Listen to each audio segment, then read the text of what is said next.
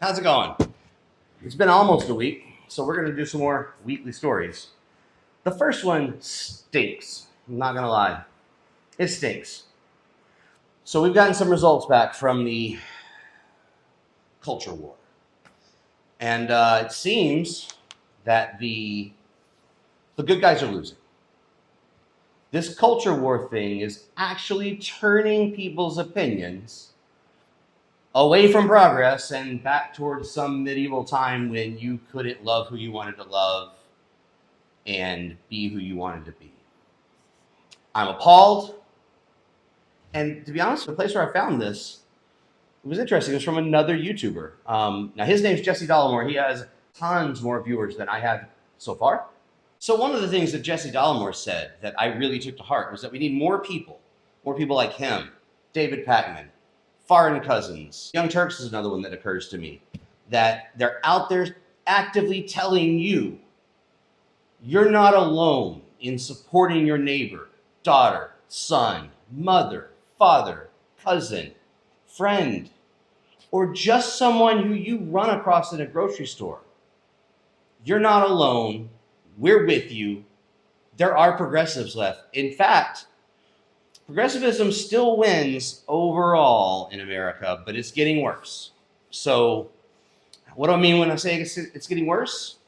Well, last year, about this time, if you had polled Americans and asked them how they felt about gay marriage, we were approaching 75% in favor of. I think we were 71 was the official number. Now, Republicans weren't nearly as high. That's not a surprise, right? But they were at 56%. We had a solid majority of people who vote Republican, identify as Republican. They thought those two men should be able to get married, those two ladies should be able to get married. They were fine with it. That's perfect. That's where we need to be. Why would they care? But then something happened, and they started hearing the Ben Shapiros of the world, Matt Walsh. They started hearing these voices telling them that, no, it's wrong. They shouldn't be able to get married. We shouldn't have trans people. They're trying to get our kids. They're whatever garbage they want to feed you. They say it over and over and over again, and people are buying it. Republicans' acceptance of gay marriage is down to 41%, meaning with a 6-3 Supreme Court, they've got a good shot of being able to challenge Obergefell, strike gay marriage right off the books. That would be horrific. You've got a loving couple taking care of a child, and all of a sudden the government tells you, you're not husband and husband, you're not married anymore. We don't recognize you now. It's terrible. It's happening, I'm delivering it during Pride Month, right? So it's the most important thing I'm going to say today. I'm going to cover a bunch of stories, but this is the one. This is the reason I'm even talking to you to begin with. I care enough about my fellow Americans and their ability to be themselves, love who they want to love. It makes me talk to you because I need more voices out there like them, like me. We need to be out there screaming from the rooftops. You will not take basic rights away from our fellow Americans. All right. I love everyone who tuned in. I love all of our LGBTQ folks out there who really need help right now. And maybe some of them just needed to hear that they've got someone in their corner. I'm in your corner. That's it for this one. I'm getting emotional. Don't let them take their rights. There's more news to discuss today. Some of it's a little bit unfortunate. So, unfortunately, we're going to do it anyway. Bruce Willis. Everyone's familiar with Bruce Willis, I know. Die Hard, Pulp Fiction, Armageddon. He's such an icon. And I think that no matter what your preference for movies is, he's probably done something that you just love. For me, it's the Die Hard series. All right. Everyone knows he's got dementia, right? I hope so. I hope I'm not the one breaking that news to you. But he does. He's retired from acting, and he retired March of last year, actually, from acting. And he has dementia. It's not going well. So it's, he is fully down that dementia path where he's not remembering much of what he's done and who people are. And it's just sad. It's just sad that happens to many of us. They've so back in February, they said he was diagnosed with frontotemporal dementia. He had said he'd be retiring in March of 2022, following the aphasia diagnosis, which affects a person's ability to express and understand written and spoken language. So that's how it started. He had aphasia. He realized that written words weren't working. Spoken language wasn't hitting the same way that he used to. And, from there, it went on to full-blown dementia. And so anyway, his family reached out on Father's Day to talk about him a little bit.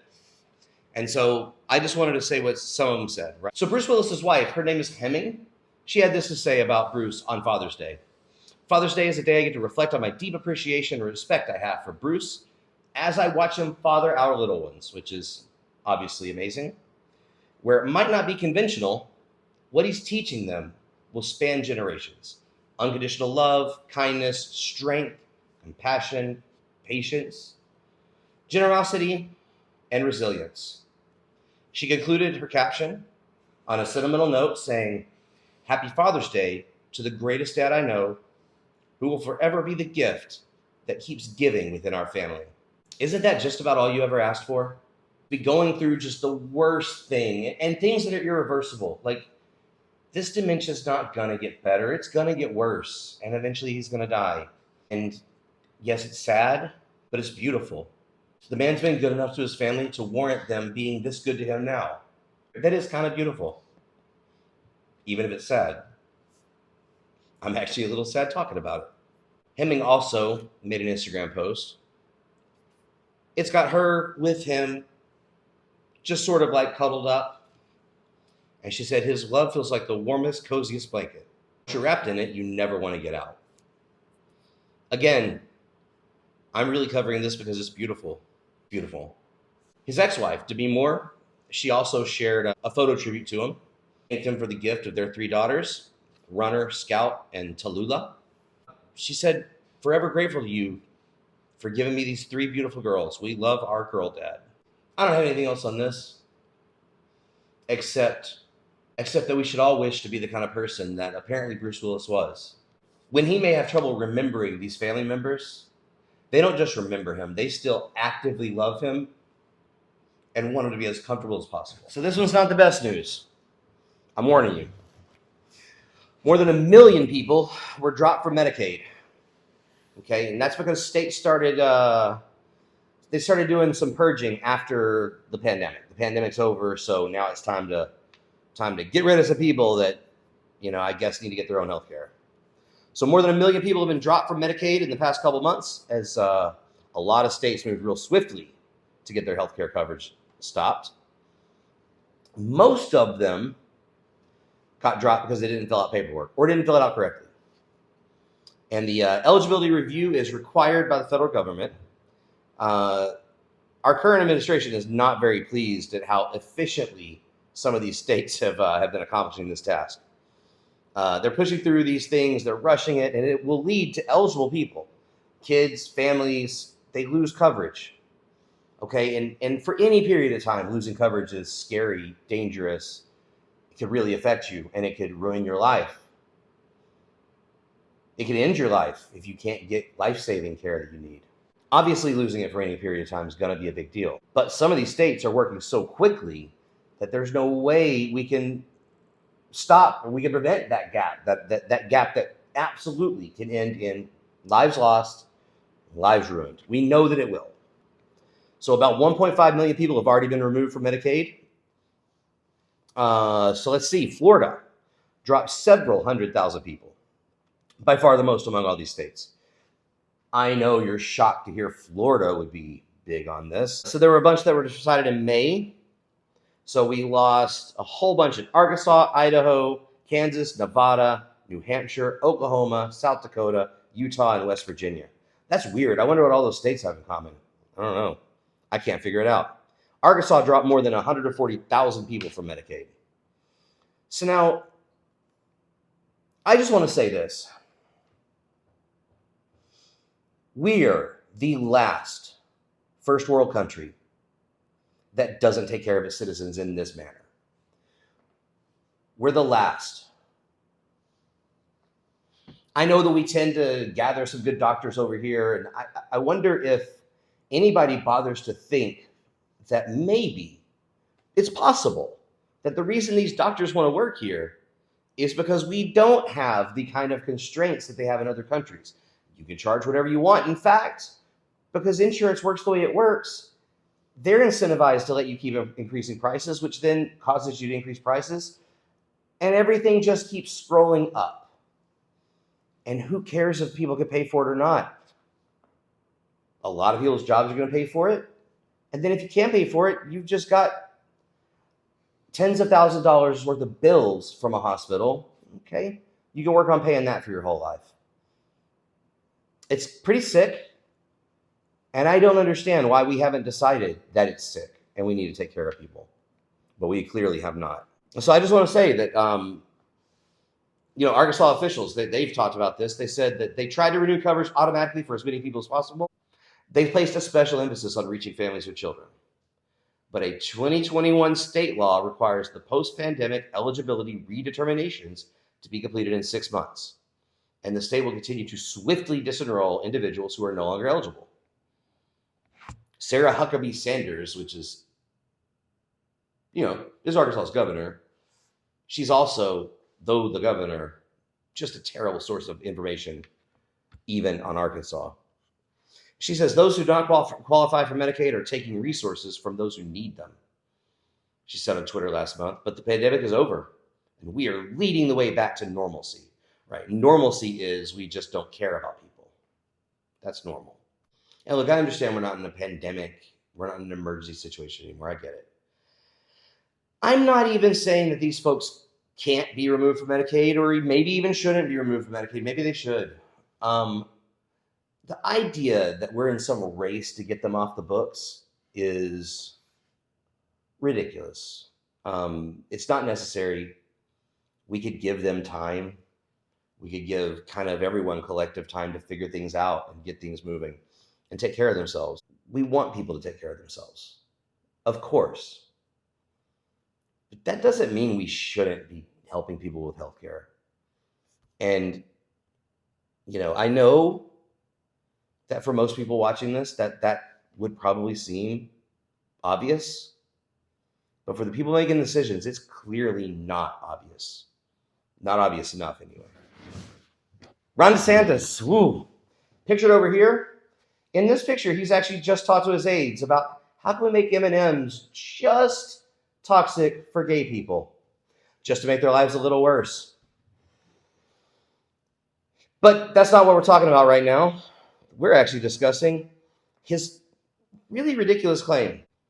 He claims that Dodger Stadium, one of the farthest stadiums from Florida, I might add, was virtually empty after Pride backlash. The game actually beat their normal attendance. So Pride night, it did turn controversial. There was an activist group that offended the religious right. They got invited. So then conservatives went crazy. Well, the Dodgers disinvited them, which caused some of the other LGBTQ groups, they said, whoa, we're going to back out if you're not going to let them in because they're part of this. And so then the Dodgers went back on it and let them back in, which then made conservatives mad again. So we get it. Conservatives are mad. That's not even new. We should just acknowledge they're going to be mad. Who cares? Anyway.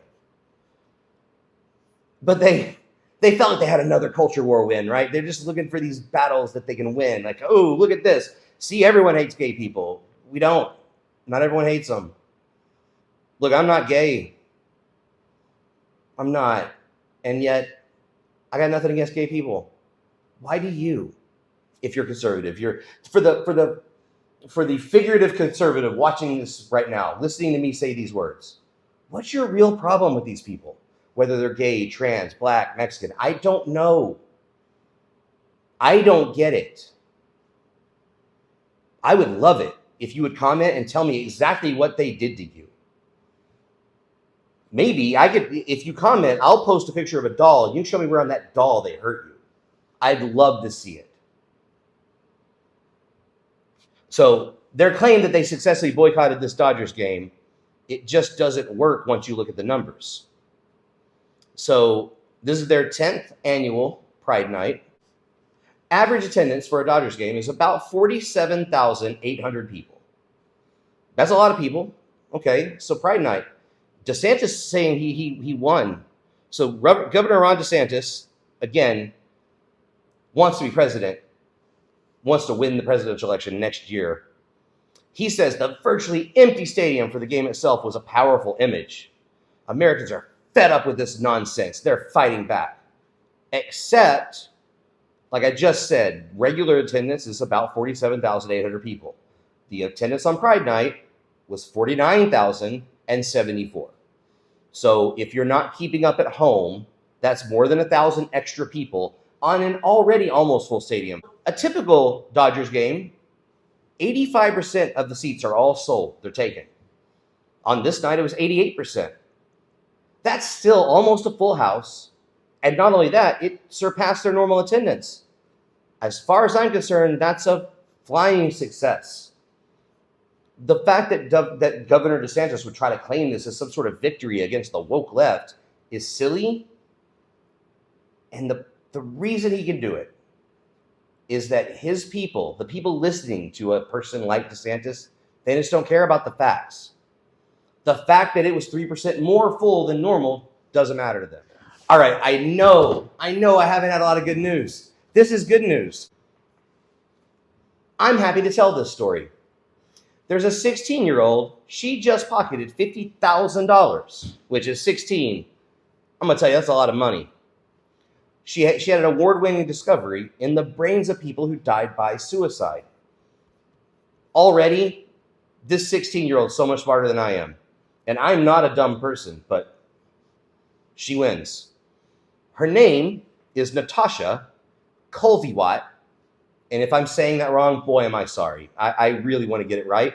I'm going to put her picture over here. She's beaming with pride, which is amazing. I love to see that too. She's 16-year-old. She's a high school student, and she has a passion for studying suicide prevention. And while we're talking about it, if you or anyone you know need help, call 988. Do it now. It doesn't hurt anything. They'll talk to you. They'll get you the help you need. 988. I can't stress it enough. I know there's veterans watching because I'm a veteran. We lose veterans every single day. If you're struggling, call 988. Please. Back to the story. Natasha Kulviwat is no ordinary high schooler. Starting last August, she spent 6 months in a lab at Columbia University studying the brain tissues of people who died by suicide. And her research investigated if any biomarkers, she's looking for anything, physical, measurable substances in the brain, that they might help predict someone could commit suicide. Now, obviously, she's just trying to save people. And ultimately, her work won her the Gordon E. Moore Award for positive outcomes for future generations and $50,000 worth of college expenses at Regeneron International Science and Engineering Fair. That's an international competition for pre-college students, and it's organized by the Society for Science. And what she found differences in the brains of 10 people who died by suicide compared to the control group, 10 people who died of other causes. The brains of those who died by suicide, which were donated for study by their next of kin, they contained higher numbers of inflammatory cytokines. I don't even know what a cytokine is, but she does, and she found more of them. And so cytokines, they create inflammation as a normal part of your immune system's response to pathogens. But your body can also release them when there is no threat, okay, during chronic stress, for example, and that can cause excessive inflammation. Too much inflammation in the body over time can have a lot of negative effects. It's implicated in conditions like heart disease, cancer, and autoimmune disease. And in this case, her research suggests that inflammation affected a specific protein in the brain known as Claudin-5. Now, Claudin-5 is usually found in cells that make up the blood-brain barrier, playing an important role in regulating what substances can pass from the blood into the brain cells. But Kulviwat found something different. She found elevated levels of Claudin-5 in other parts of the brain, in the neurons, microvessels of those who died by suicide. indicating that there was a breakdown of this blood-brain barrier. That means foreign agents of the blood can now get into functional areas of the brain, which can be neurotoxic. That means foreign agents in the blood can now get into the functional areas of the brain that can be neurotoxic, is what she said. And that also would tell you that higher levels of Claudin 5 in the brain might just be a marker to help you know somebody's at risk for suicide.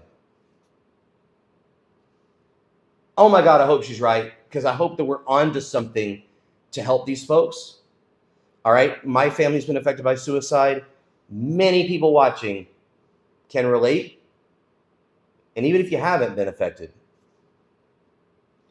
I know it's not hard for you to picture how emotional and traumatic this can be. So again, if anyone's struggling out there, call 988. I was in the Navy. I'm a submarine veteran. On submarines, we didn't have like a doctor. There just wasn't room. There just wasn't a way to do it. So what you would have is the equivalent of like a nurse.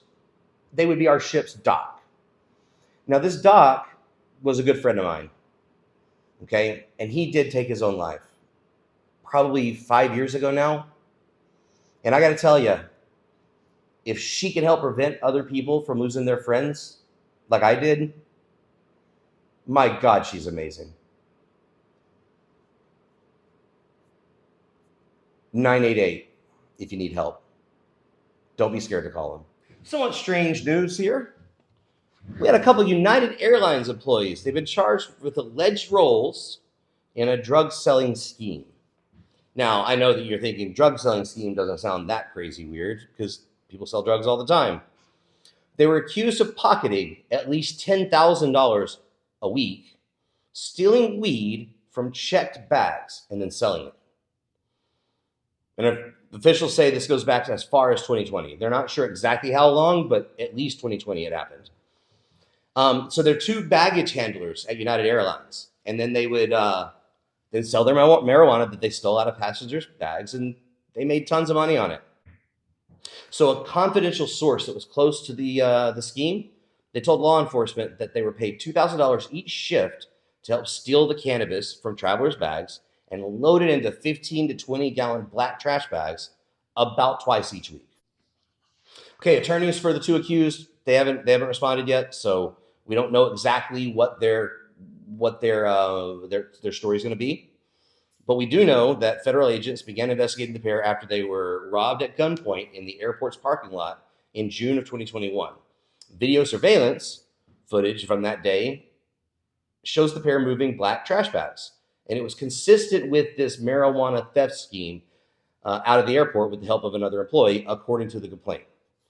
In October 2022, officials said they intercepted two individuals performing a similar act with a large plastic bag and boxes at SFO, San Francisco International. The pair, who were often seen with these two, were found to be carrying 30 pounds of marijuana. All right, neither United Airlines nor the San Francisco airport wanted to respond to this. Although weed is legal in California, it remains illegal at a federal level. So it's against federal laws to fly with cannabis. Those caught with it in California airport rarely face any severe consequences. And so that's how it ends up there in these checked bags. It's not legal to fly with, but of course it gets there because in California, it's fine. At least in 2017, SFO employees told the San Francisco Weekly they didn't typically confiscate a personal use amount of marijuana from passengers. And so did it kind of become the culture there that you could have this stuff and not have it backfire?